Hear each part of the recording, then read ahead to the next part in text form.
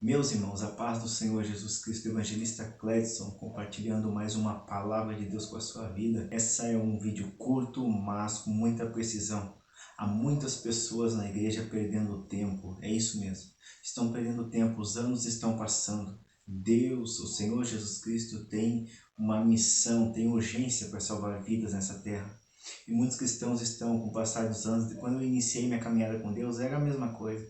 A gente começa a olhar as pessoas e diz: eu preciso de dons para trabalhar, para servir ao Senhor. Então nós começamos desesperadamente a procurar dons. Eu preciso de dons disso, daquilo. E quando eu vejo um irmão sendo usado numa área, eu começo a orar a Deus e pedindo: Deus, eu quero aquele dom, eu quero ser usado naquele dom. Daqui a pouco eu vejo um outro irmão sendo usado: Senhor, eu quero aquele dom e aquele dom também. E a pessoa passa-se o tempo, passa muitas vezes, e por que não dizer muitos anos, a pessoa buscando dons e o tempo está passando. Sendo que existe uma coisa interessante: por um momento tu já parou para pensar, ao invés de estar pedindo dons, simplesmente porque viu outros sendo usados nas tuas áreas, e aí tu viu e disse: não, eu quero aquele dom.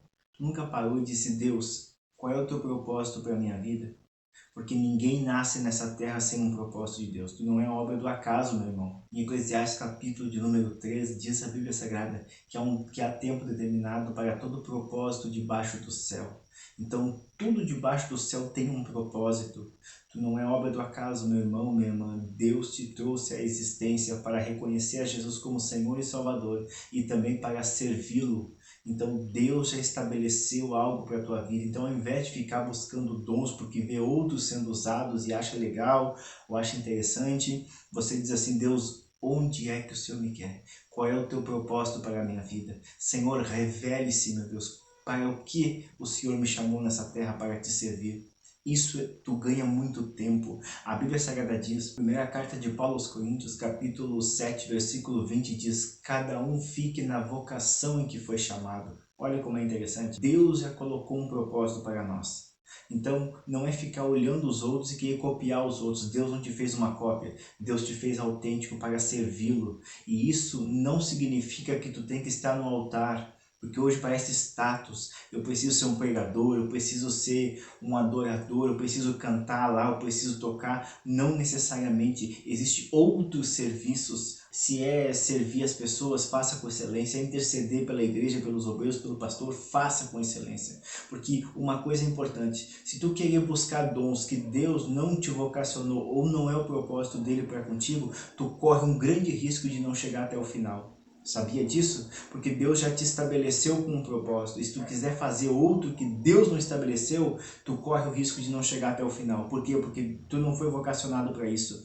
Quer um exemplo simples e rápido? No Evangelho de Jesus, segundo escreveu São Mateus, capítulo 25, versículo 14 em diante, fala a parábola dos 10 talentos. A Bíblia diz que é como se fosse um homem que pega os seus bens e dá aos seus servos. A Bíblia diz: e ele deu a um 5 talentos, a outro 2 talentos e a outro 1 talento, segundo a capacidade. Ou seja, nós já nascemos com uma estrutura de Deus para termos uma capacidade de unção para cumprir determinada obra aqui na terra. Então, se eu quiser alterar isso, eu corro o risco de não chegar até o fim. Então, a questão do reino de Deus na eternidade vai ter níveis inferiores e superiores, certo? Vou trazer novos vídeos sobre isso, sobre o julgamento, viu?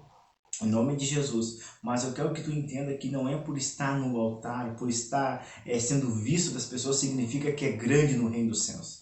Então, isso não é esse o critério que Deus usa. Tu tem que fazer com excelência o que Deus mandou fazer.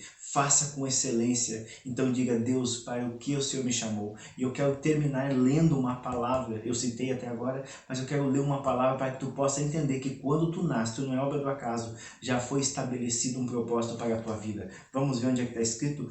Abra sua Bíblia comigo no livro de Salmos, de número 139, verso 16, que nos diz o seguinte. Vou ler. Os teus olhos viram o meu corpo ainda informe, e no teu livro todas estas coisas foram feitas, aos quais iam sendo dia a dia formadas, quando nem ainda uma delas havia. Então nada vem a essa terra sem propósito. Tu tem um propósito, Deus estabeleceu um propósito para a tua vida. Tu não precisa de profetas, de revelações para dizer que Deus tem um propósito na tua vida, não. Tudo debaixo do céu há um propósito. Então nós temos o dever de amar, servir e adorar ao Senhor. Então cumpra-se isso, reflita sobre essa palavra hoje e diga: Senhor, para o que o Senhor me chamou? O Senhor me chamou para servir um homem de Deus, para servir uma mulher de Deus. O Senhor me chamou para quê, Senhor? Para ajudar no auxílio, na assistência predial, seja o que for, faça com excelência para a glória do nome dele. Então, que Deus abençoe a sua vida, a sua casa, e que essa palavra possa te dar ganhos de tempo, em vez de ficar procurando dizer: Senhor, revele a mim para o que o Senhor me chamou, e faça com excelência aquilo que Deus te deu para fazer. E se alguém querer te induzir a fazer aquilo que Deus não te mandou a fazer, tenha a graça e tenha todo o respeito, lógico, e o temor, e falar: não, Deus me deu para fazer isso daqui, eu não posso ir além disso, porque eu quero chegar até o fim, porque o que importa é estar na eternidade com Deus e fazer com excelência, para que eu possa ouvir o que está escrito lá na parábola do 10 talentos: foste fiel no pouco, sobre o muito te colocarei. Louvado seja Deus. Deus abençoe a sua vida, em nome de Jesus.